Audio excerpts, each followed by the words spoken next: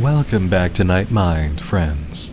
And for some of you, welcome, at last, to a very long-awaited full dive video. Over 5 years awaited, actually. There's a little subgenre of unfiction that's been getting popular recently, and I'm not sure if you've heard of it. It goes by the name analog horror, and I don't know, I think it's getting just a bit hot, really picking up a little bit of steam. Yeah, I can't even joke like that successfully. It's basically dominating the field right now. The recommendations for some new analog horror channel come to me damn near every week. Here's the thing though, analog horror series have been here, and way back in 2016, in my first year on YouTube, I covered one on a show I called Night Vision, introducing viewers to exceptional new projects. The project in question was, in fact, the very first concentrated analog horror series. While it's true that analog horror and analog elements have been present in older projects, I mean it when I say that CHSS is the first I ever discovered that was presented in the format now associated with Local 58, Gemini Home Entertainment, and so many other series created over the past few years. Considering how major the scene has become, and the fact that returning to give CHSS its due has been on my mind for, well, 5 years, I thought it would be fun for us to spend a night together exploring this story, and to give credit where credit is due to a pioneer in what's become a major subgenre of unfiction. Before diving into those waters though, it's best to be sure that we're protected from any potentially harmful effects. And to that end, our friends at Surfshark are back to assist us. Surfshark is dedicated to your online security whenever and however you connect to the internet. They secure your data with industry-leading measures by using uncrackable encryption and the most secure VPN protocols, providing IP and DNS leak protection so that nobody can find where you're connecting from. Their VPN allows you to browse without fear of intrusive ads, malware, trackers, and information fishers, and you can use it on unlimited devices, all at the same time. You can even put on camouflage mode, which keeps your internet provider in the dark about accessing a VPN, and multi-hop allows you to connect to several countries, keeping your location disguised. Ever want to see region block content from streaming services and sites? Unblock them now with Surfshark, and enjoy whatever you're after with fast and easy connectivity to whatever server offers the best speed by default. Right now, you can protect yourself online with Surfshark for just 83% off a 2-year plan and 4 extra months for free at surfshark.deal/nightmind. This special offer makes your subscription just $2.21 per month, so you can browse securely on all your devices. Again, just go to surfshark.deals/nightmind and use the code nightmind to get 83% off a 2-year plan and 4 extra months for free, or just click the link in the video description below. Thanks to Surfshark for sponsoring this video, and for giving us some protection as we journey into the static waves of analog horror. Created by Turkey Lenin III, CHSS arrived on January 16, 2016, with a video titled Advertisement Number 1 and just 2 words in the description: Begin anew.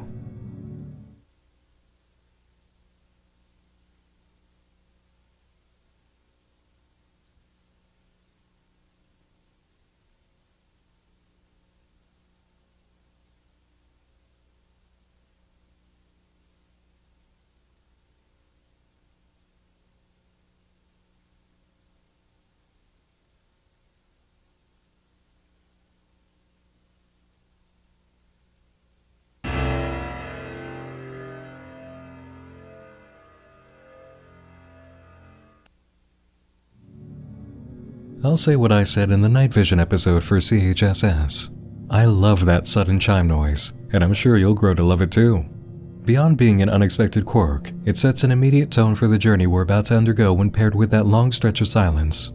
We sit watching a demolished building slowly coming back together, completely in tune with the action, hearing nothing, and it makes us concentrate more while giving that very subtle sense of something being off. Then the chime kicks in. That one audio touch, like a period at the end of the message being delivered in the video. The next 2 uploads are also advertisements, with the same 2 words in the description: Begin anew. Advertisement number 2 displays mountains in silence, and remarks that there are still heights to reach, mountains to climb. Advertisement 3 presents a falcon eating prey in silence, and viewers are told, ensure your own well-being, put your trust in us. We're then given a call to action. Be part of our psychological survey initiative today. The chime kicks in along with the logo, finishing the pattern we've seen so far, but one element in the video is new. the Greek letter psi in the bottom left corner, also known as the psychology symbol. CHSS produces Supplementary Media number 423, part of the Psychological Assessment Survey. Viewers are informed they're about to be shown a series of colors and tones, and are not meant to continue if they haven't read the safety documents. But of course, we're going to sit down for this. We're of sound mind, aren't we?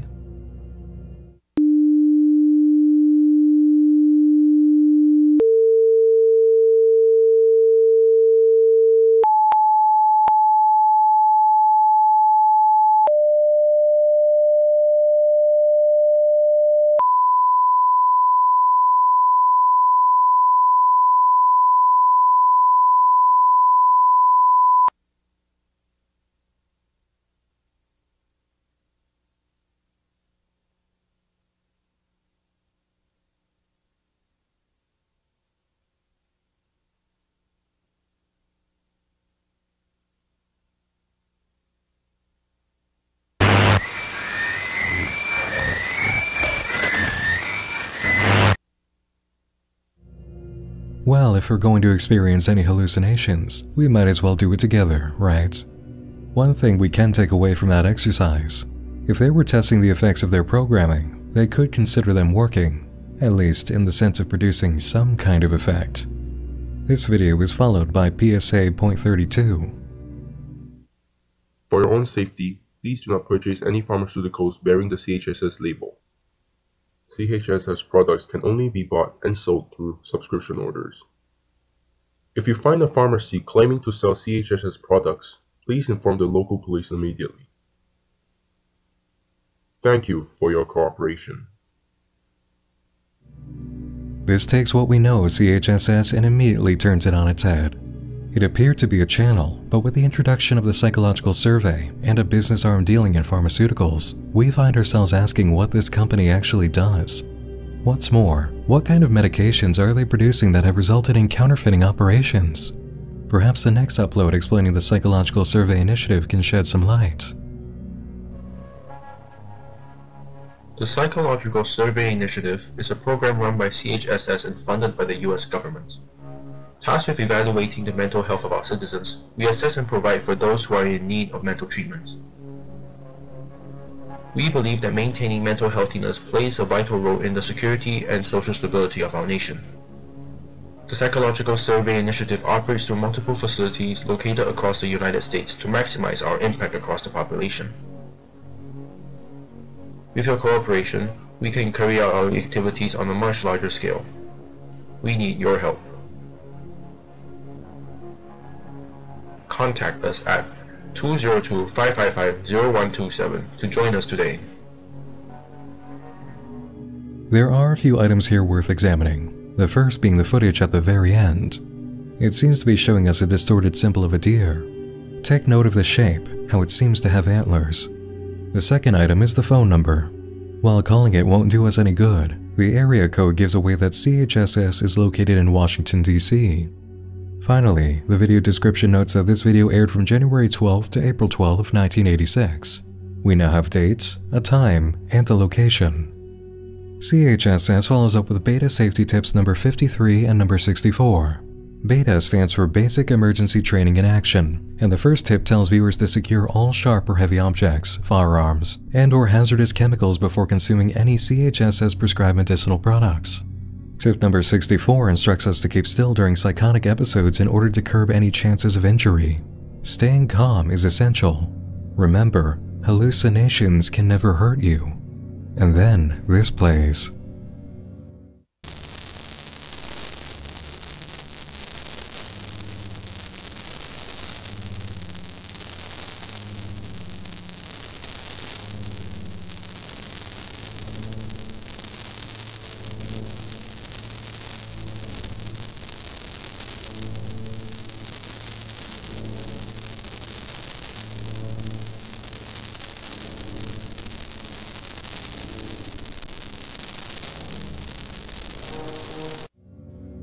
The text presented over the footage is Russian, and it says, "Glorified hypocrites." In the video description, a Mediafire link is provided. The link brings us a scanned document, a message from someone named Daniel to another employee, Roy. Reel 17A to 23B has been tampered with somehow. There's been splice footage and audio on every single one of them. They're practically useless now. Those were the originals and we have no other duplicates of them, so we have to remake them. 7 in all. We don't know who tampered with them, but it's got to be one of the editing team. The police are starting investigations tomorrow. Also, there's something really interesting you should know. The editing job that person did was very consistent. At the 30-second mark, the whole thing cuts out to old Vietnam and World War II footage with really weird audio. There's also some Russian text, but I don't understand Russian, so I can't tell what it says. It's the same text for every single one of them. I'm going to find someone who speaks Russian to translate for us soon, so hang tight. The situation is immediately more interesting than it already was. Someone within CHSS has tampered with the footage for 7 videos. But what were they replacing, and why? Was this a Russian agent, or someone attempting to throw people off their scent? The mission statement of CHSS is uploaded, swearing to provide high-quality goods and mental support for everyone. At the end of the footage, it seems the saboteur strikes again, giving us a shot of something reminiscent of that distorted deer and more Russian text, which translates to, "Here I am." Now comes a very different video, Customer Testaments, Daniel Sullivan. An intro informs us that he's been dealing with vivid hallucinations and mild insomnia for most of his adult life before discovering the Psychological Survey Initiative. Well, it started in June. The hallucinations at first were little flashes of light, like stars, but they weren't very frequent then. But as time went on, they started to become more serious. I did see an eye doctor, but they couldn't find any actual physical symptoms, like it wasn't a cataract or something, it was all in my head. It got worse. It's like it started becoming like when I blinked, I felt I saw someone in the corner of my eyes. When I looked there, there's nobody. The only thing I could remember were antlers, large antlers sticking out. Anyway, it got real bad. Now doctors knew what was going on with me. I found a program after 2 months of this. One of my friends recommended it to me. He thought it would be like a very good treatment. It really helped suppress some of my symptoms. The medicine was very effective. I don't see the lights anymore. I don't see that figure anymore. I was extremely glad when they said the symptoms would go away in about a few more weeks. Yeah, I can say the program was worth my money, yes, absolutely. The info card before the logo informs us that Mr. Sullivan has been working for CHSS as a media manager. This is the same Daniel who wrote the note about an editor tampering with footage. He's also experienced hallucinations of a figure with antlers, which is precisely what we've been seeing. Hallucinations are what CHSS is trying to uncover through its survey program. Are they administering medications to eliminate sightings of the antlered figure? The next few videos fall in line with the pattern that's forming. Edits of CHSS footage with the symbol of antlers, and bits of information for viewers, like safety tip number 74. Contact local doctors in the event of auditory, visual, and/or chronoceptive hallucinations, which deal with perception of time. The uploads take a surprising turn, offering a special speaker event with Dr. Richard Hamilton from November 31st to December 2nd of that year at the Penta Hotel in New York. Another Mediafire link is left in the video description, providing a photo of a sign declaring the event was cancelled due to unforeseen circumstances. These unforeseen circumstances apparently continued 2 days past the point the event was going to end, according to the following video, SIAS Activation 12-4. Going out to the New York area only, the CHSS Special Incident Alert System gives word of a missing person report in the vicinity of the Bronx. Middle-aged male, Richard Hamilton, age 56, 5'4", 200 pounds, bald, wearing glasses, last seen around Mount Eden Parkway. That would be our special speaker. But why did he go missing after a cancelled event? Whoever's been uploading this material probably won't leave us in the dark for long. The next video, Program Schedule Recording, aired on December 12, 1986.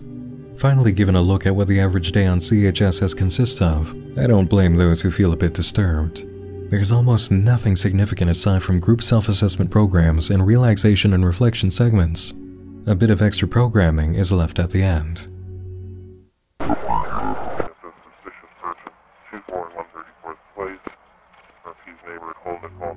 The audio is messy, but it sounds like "suspicious person," followed by an address, and then a statement about a neighbor calling 911. A Mediafire link is left in the video description. A photo titled "Birds" showing a male and female cardinal in someone's yard. Public eulogies and wake is uploaded, and there are a few small anomalies in the footage. A group of people with blurred faces, and several moments of distortion when the casket reaches the altar. One features the deer symbol directly over people filing into the front pew. Are we supposed to take away the idea that this presence, whatever it is, might have been in attendance? In relaxation and reflection, a cut of the main program, we catch a bit of distortion that changes "you're watching" to "I'm watching." A Mediafire link to a document titled "Notes" is left for us. A medical record for Daniel Sullivan, the man who wrote the first document we received and now works for CHSS. The record is from April of 1984 and describes his insomnia improving. He soon complains of hallucinations and painful migraines though, and has to be treated at a stronger dose of anti-anxiety medication. Seems to be confirmation that Daniel's condition wasn't great before he found CHSS. The footage saboteur, or the uploader, gets a lot bolder next with a video titled "Raw Data."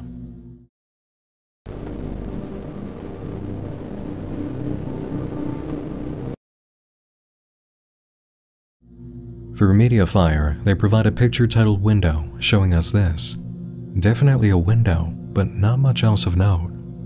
Sign-on procedure is uploaded with a peculiar segment. Stand by for briefing code. The code is shown, followed by a list of thanks for several people, which features Daniel Sullivan and Roy Spencer. We can probably assume it's the same Roy that Daniel left a note for. A Mediafire link gives us this photo, titled "Leaves." CHSS delivers a thank you message, apparently 3 years into operation of the Psychological Survey Initiative.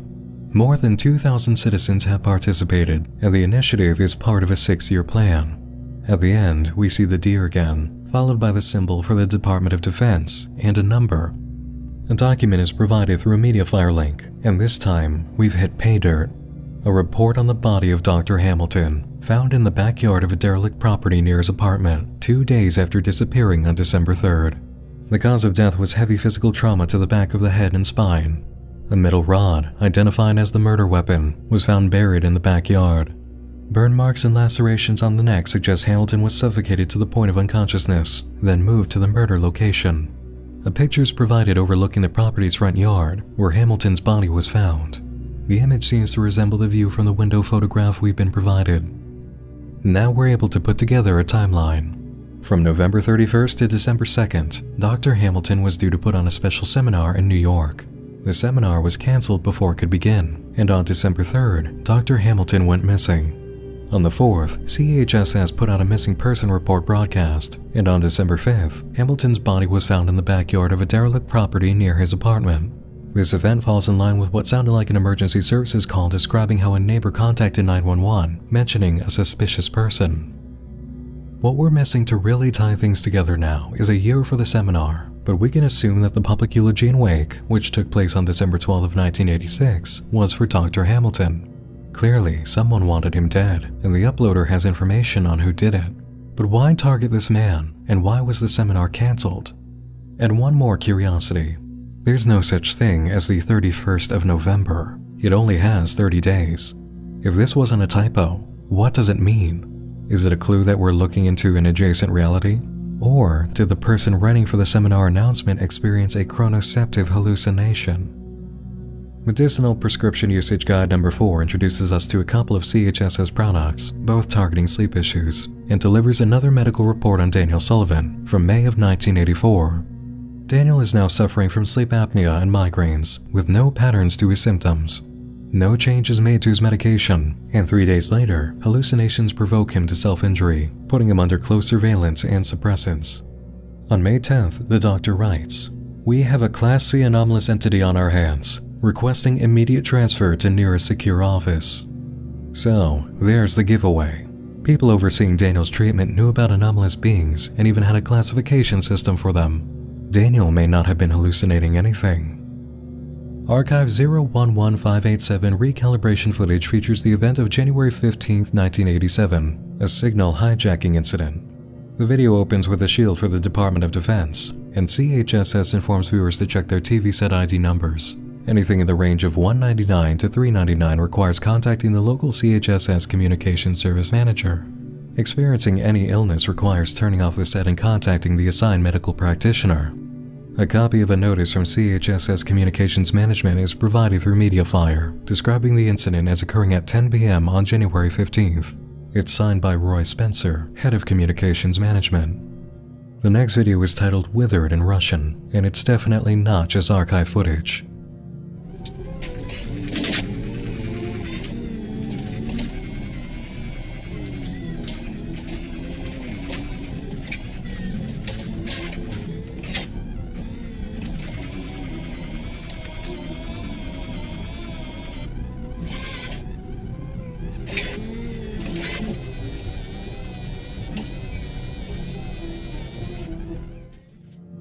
The text in the video translates to, "Looking for trouble?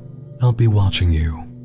It was uploaded on October 15, 2016, and around the same time, viewers made a discovery. Roy Spencer had a Twitter account, the handle of which was provided in the video description. "What the actual hell," he writes, along with a screenshot of the channel. "This cannot be real. How long has this channel been up? Do not, I beg you, watch any video CHSS uploads. You are essentially drinking dirty water. You have no idea where it's been or from.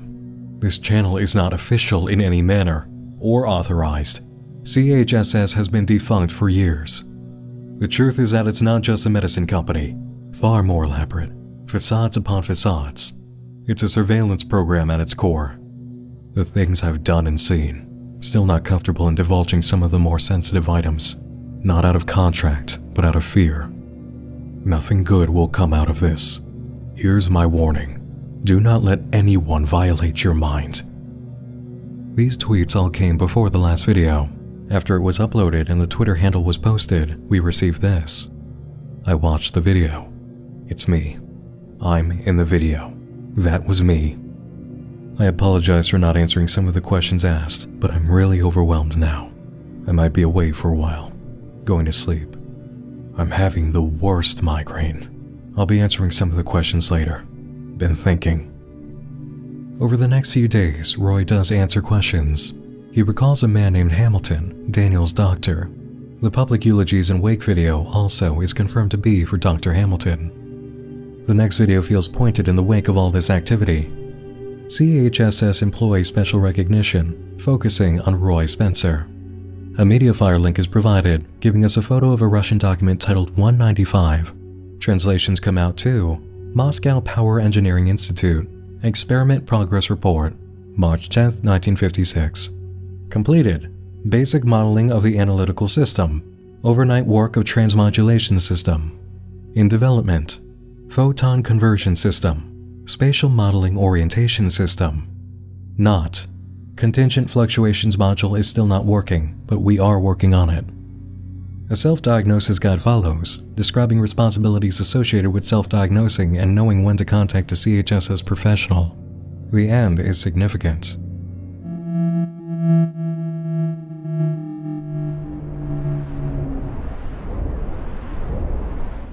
On Twitter, we see this from Roy's account. Knock knock.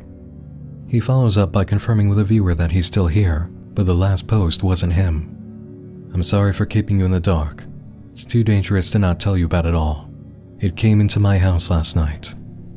Roy goes on to explain that he doesn't know the true nature of the creature, but it's been around since the 50s, taking the form of some kind of deer. CHSS is a surveillance program, and it was searching for it. It attacked Daniel first, and operated like a parasite, latching onto the mind and following. The creature disappeared in 1992, and CHSS shut down. "That's in the past," Roy writes, "but a few things in the past 12 hours have made me question my safety. It came into my house last night. I heard the front door open and I grabbed my shotgun. The rest of the house was dark. I looked out of my room and saw it. The thing had a broken and dirty deer skull perched on a body made of black and rotting flesh, and it was hissing and crawling on the ground, and I could hear it say to tell them the truth, over and over, and I closed my door and must have passed out. When I came to, it was gone, but the smell of meat lingered. I'm telling you the truth now. I don't know whether it was a hallucination. I hope so. Please, everyone, stay safe." evidence item is uploaded, a video catching someone on a phone call describing the sight of Daniel Sullivans' body. He was murdered, and his eyes were gouged out. The end is a message from the antlered creature, now in English. Eyes open. I will see you soon. On March 15, 1987, CHSS surprisingly suspended programming, citing a concern for public safety. The antlered creature appears at the end of the declaration, claiming it made a gift for Roy, and in binary code says, "Open your eyes." On Twitter, Roy spends Christmas in isolation. He's trapped himself in the house for a week and says, "It's been too long. It's dark out. It's too dark. I can't see anything outside. No lights, pure blackness. All my windows and doors are stuck." Then a tweet appears in Russian. "Speak of the devil, and he will appear." The next significant update comes from CHSS subscription renewal message, declaring the return of the channel after its period of inactivity. A Mediafire link provides a message from Roy back in 1987 informing channel employees that the police are doing their best to locate Daniel Sullivan, who went missing the night of March 5th. The return of CHSS has brought with it some changes to the Psychological Survey Initiative, and in the video description, a lead is provided for an unlisted video. The title breaks down to reception, and at the end, the name Katya is given. Roy returns on Twitter, telling us he's safe. He found something, a care package. This is the weirdest feeling right now. I don't feel empty anymore. I feel accomplished. I feel a purpose. You know that care package thing I said I got? I located Dr. Hamilton's son. I convinced him that I was a colleague. His son had one of Hamilton's attaché cases still lying around, and he gave it to me since it had some important documents inside. He wasn't lying. There were letters from all his patients. Some were copies, others were originals. Spent weeks sorting through it all. Roy shares the first letter. It's from Daniel Sullivan, dating back to January of 1986. He writes to someone named Jeanne, apologizing for not writing in a while, and he says his treatment is working. He doesn't know if his letters have arrived though, and when he tries calling, he doesn't seem to get through. Daniel ends with a warning. "If you see anything like I did, call me immediately, 'cause it's not good." On CHSS, the video product number 9812 arrives, and the secret is in the closed captioning. March 30th, 1987, 9812 has been activated. I do not know how, I do not know why, but it has been. God have mercy on my soul. The Teufel is here. It is already here, and I know it. D. Culkin. Teufel is German for devil.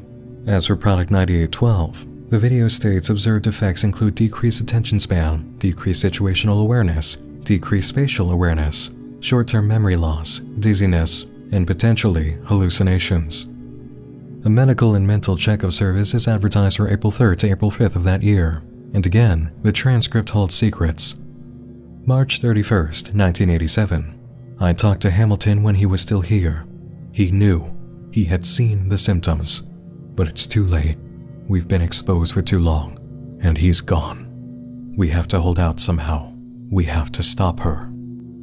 On Twitter, someone asked Roy Spencer about Culkin. David Culkin? He was part of the media department, Roy says. A supervisor. He was in charge of assets and scheduling. On March 25th, Roy tells us he's been tracked and had to skip town. He also shares another letter from Daniel, this one from February of 1986. Again, he writes to Jeanne and says he won't be coming back yet, because there are some events coming up he doesn't want to miss. We also have mention of Dr. Hamilton, who's been with him for the past few months. Roy then expresses how he's using pain meds to fight the brain spikes he's been feeling. CHSS feature program is uploaded from April 4th, 1987, a New York retrospective. The closed captions contain another entry from Culkin. April 20th, 1987. I can feel her now. The symptoms are damning. Migraines, lethargy, amnesia. Command knows and they're trying to deal with it. For now, I suffer. I know Daniel was affected, and he's gone too. I am next. I see it in Roy too. I fear for his life and for mine. Back on Twitter, Roy reports that somebody's been calling him all day. Anytime he answers, the caller hangs up immediately. He's tried redialing, but the number is somehow invalid. Later, he says, phone ringing, and stops and starts again over and over. It stopped now, but it's gonna ring again. 2 days later, we find out Roy experienced a change in the calls. I see things. My lungs are burning. Someone called last night and I picked up the phone. Hamilton's son. He pleads for me to return. I cannot. The antlers will know and we will all suffer. I have to run. Like always. Always running. I cannot hide. This is what it does to me when I hide. Traps me. Tortures me. A video for May 7th, 1987 is uploaded, presenting footage of someone on a stretcher being taken into an operating room. A very serious warning comes from the antler figure. Do not talk to him. Do not look for him. Do not think of him. He is not a victim. He is a criminal. All of them are.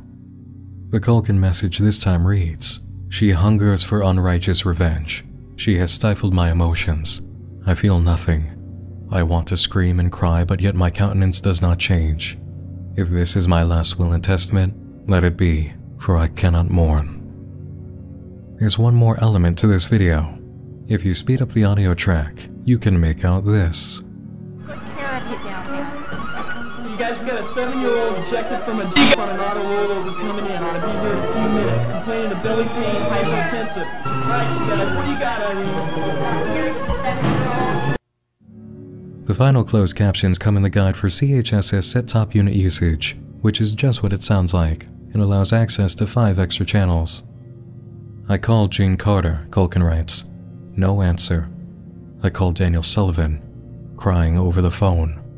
I have to find both of them fast. Roy Spencer returns on Twitter on June 1st, 2017, posting a photo that he's using for his profile picture. If it seems familiar, it might be that the images we received earlier, like the pictures of birds, were taken of Roy's yard, a potential indicator of how long the uploader has been stalking him. Roy says he found Dr. Hamilton's son and has been staying with him for a month. He found a way to block the effects of the antler being. I've told him everything and I've learned quite a lot. He didn't approve of me using Twitter again, but I'm not leaving you guys in the dark. As a precaution, he has access to the Twitter account as well. We're all in the same boat. Roy mentioned something new, a device that they've uncovered about knee-high, weighing 30 pounds, and requires an outlet. Pierce says it has quite a large range to his knowledge. As for the rest of what's in Hamilton's briefcase, apparently neither of them can approach it without getting sick, so the antlered creature still has an effect of some kind. Scheduled test program is uploaded from June of 1987, containing home video footage and more messages from the creature. I cannot forget. My chains of steel. My husband is dead. Chains of blood and hate. You cannot hide for long. Roy responds to the latest videos. That good creature said something about her husband. Was she ever human? A few days later, this image is posted. Roy jumps in quickly to say it wasn't his post. Just to be clear, Pierce and I are safe right now. No disturbances. She's trying to get into the Twitter account, like last time. Roy goes silent until July 1st. He says he's had a big argument with Pierce, the 4th this month. He thinks the investigation should stop.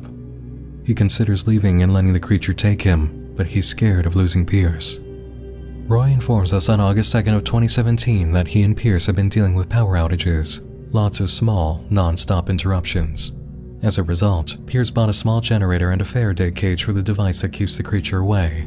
They're both preparing for the worst, and Roy informs us that if the device goes down, that's an opening for an attack. Side Broadcast, July 1987 is uploaded, a program telling viewers to take a break. It's interrupted by home video footage, showing a boy in a snow-covered field with a moose in the background.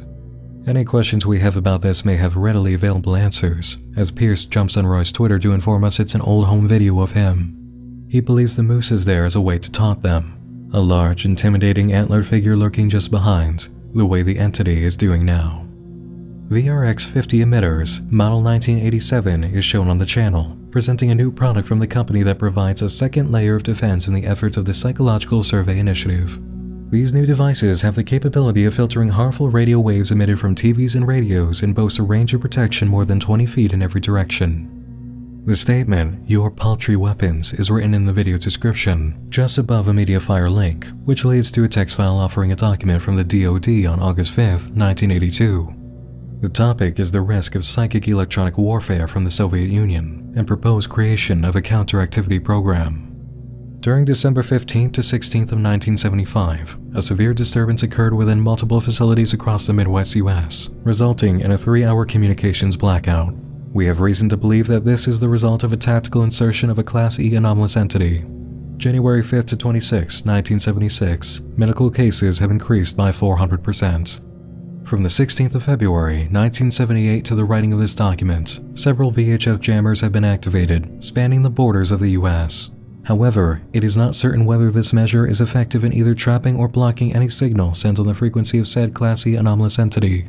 In light of such incidents, it is proposed that a countermeasure be enacted to record, observe, and eventually combat this intelligence threat. A front company is to be created as an effective cover. A program is to be set up under the funding and jurisdiction of the United States government and the Department of Defense. Said program is to have access to all radio and television frequencies, program materials, and, if necessary, medical and military assets to conduct operations. See document, Program CHSS. And now it all comes together. CHSS was a company created by the DoD to test measures of protecting citizens from an anomalous entity being used as a weapon by the Soviet Union, which operated using frequencies. The devices issued by CHSS were meant to jam the harmful signals, and those who experienced hallucinations were affected by the entity. CHSS was never the enemy. It was a research and containment measure for the threat that people couldn't begin to understand. That's the device, Roy says on Twitter. Not exactly the same, but if I had to bet, I bet that's why we're still here. Roy isn't surprised by the information released with the latest video, but he has some of his own to share. I'm coming up front now. I'm gone. I left Pierce and I've gone out on my own. It's simple. I'm not playing her game anymore. She wants me to vegetate, to make my mind soft and weak. She almost got me there. I don't think I'll find all the answers I want. Who is Jeanne Carter? Who or what is this creature that calls herself Katya? Where did she get this information from? Why does she wait 20 years to torture me? Why now? One thing I know. She hates me. I'm that one last reminder of CHSS. Katya hates me, and no matter what I say, she's going to do me in. A video is uploaded titled Hates in Russian. The entity, Katya, responds directly for the first time while playing more home video footage. You are right.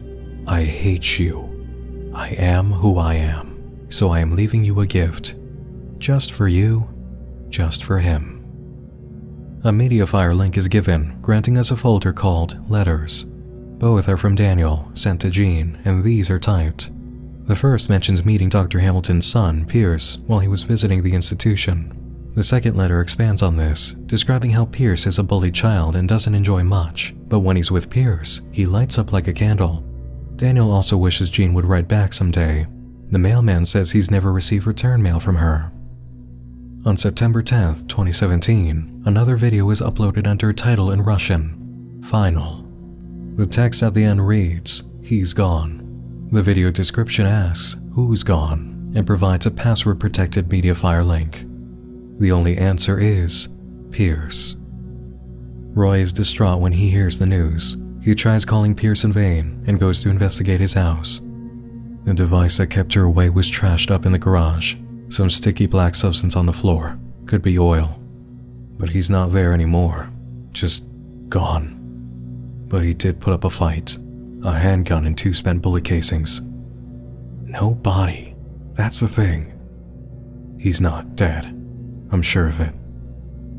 Days later, Roy informs us that he's decided what to do. He's taken Pierce's half-loaded handgun, and before anything else, he wants to thank his followers. Should I be scared? I don't know. I guess I'll find out. Roy leaves us to confront the monster, and it results in what seems like a musical score sheet on the Twitter account, possibly one of the chimes used in the CHSS music. Katya's signature is left for us at the end. Then, Pierce returns. I just woke up an hour ago, he writes. I have no memory of the past week. The last thing I remember was something attacking me, and the rest is a gray fuzz. I still have a headache. The device that kept the creature away is busted beyond repair. I don't know when that thing will strike again. Oh God. Roy's gone. I'm alone. On the CHSS channel, one more video. Conclusion in Russian. I knew you wouldn't let me off so easily.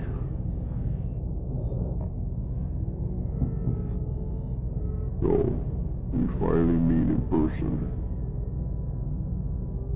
If I'm guessing correctly, I'm either dead or dying. Either way, you're not going to have me for long.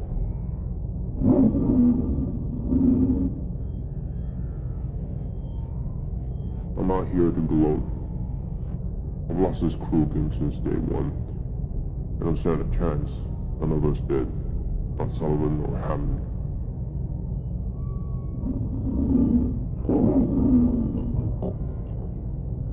I'm here to make a deal. You heard me right. A deal. A bargain. You take me, you can do whatever you want to do with me. Torture me.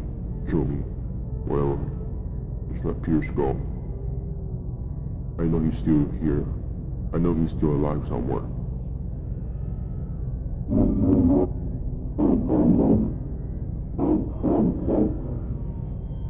He has no part in this. You want me, not him. You've already taken his father. Let him go.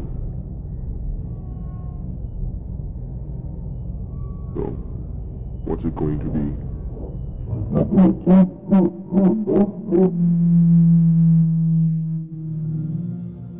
Roy found the confrontation he wanted with Katya and made her an offer. On Twitter, Pierce says, "I'm sorry. It's my fault he did what he did. His blood is on my hands.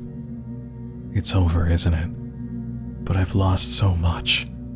A victory, but at what cost?" A week goes by before Pierce speaks again. "I think it's all over. Roy did it. It's all over. I've never felt better mentally or physically before. It's like a cloud has been lifted from me, and I've found something.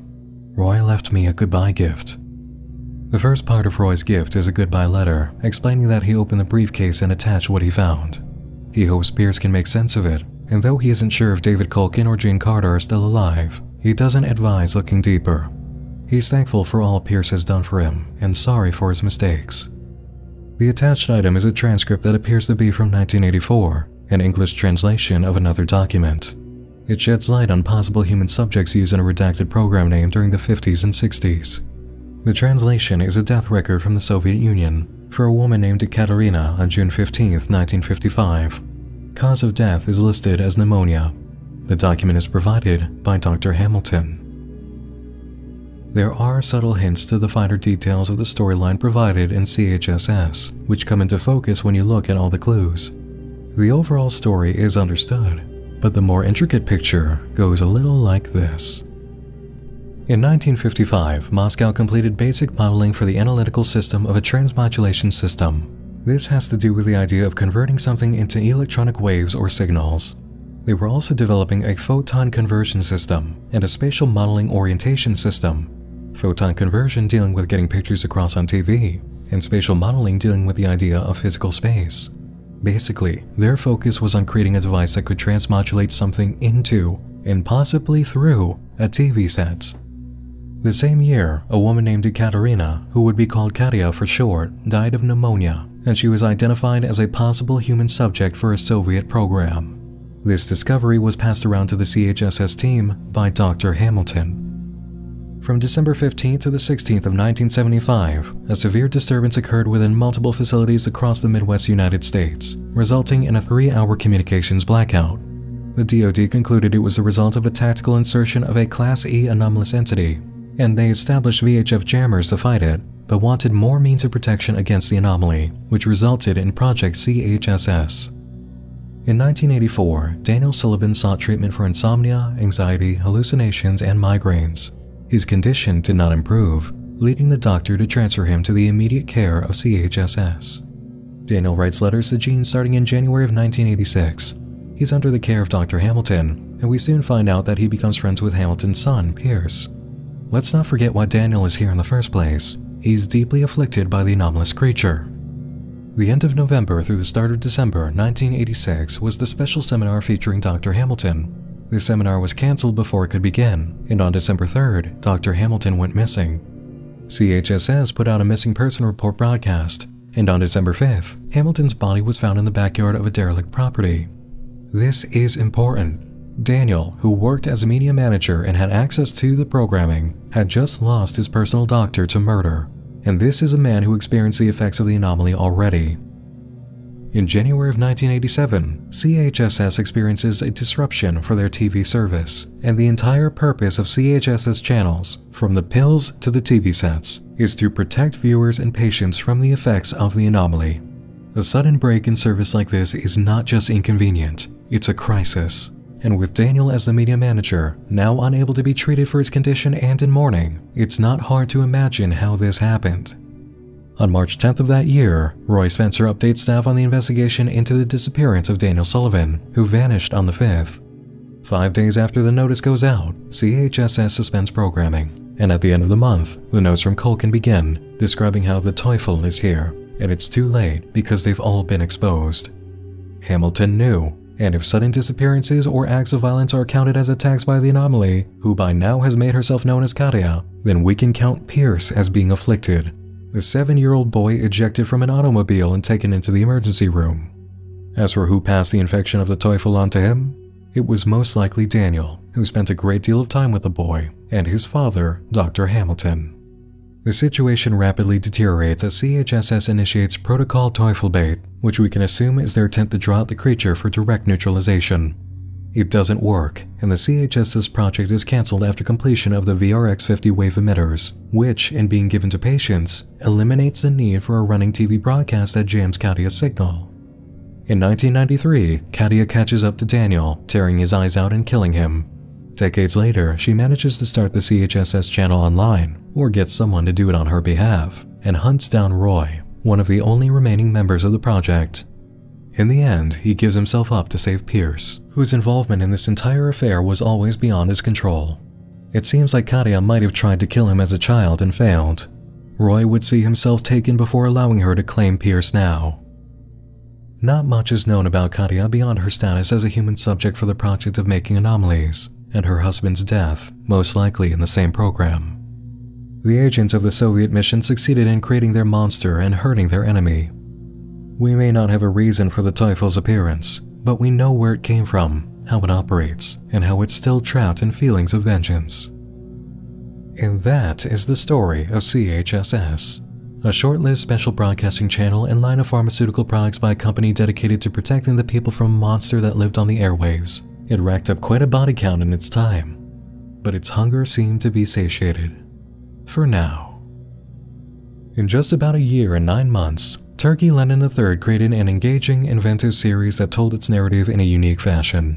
CHSS came in, knew the story it wanted to tell, and got the job done without a lot of major stops and starts, presenting a smart story you could piece together by the end without a terrible amount of trouble.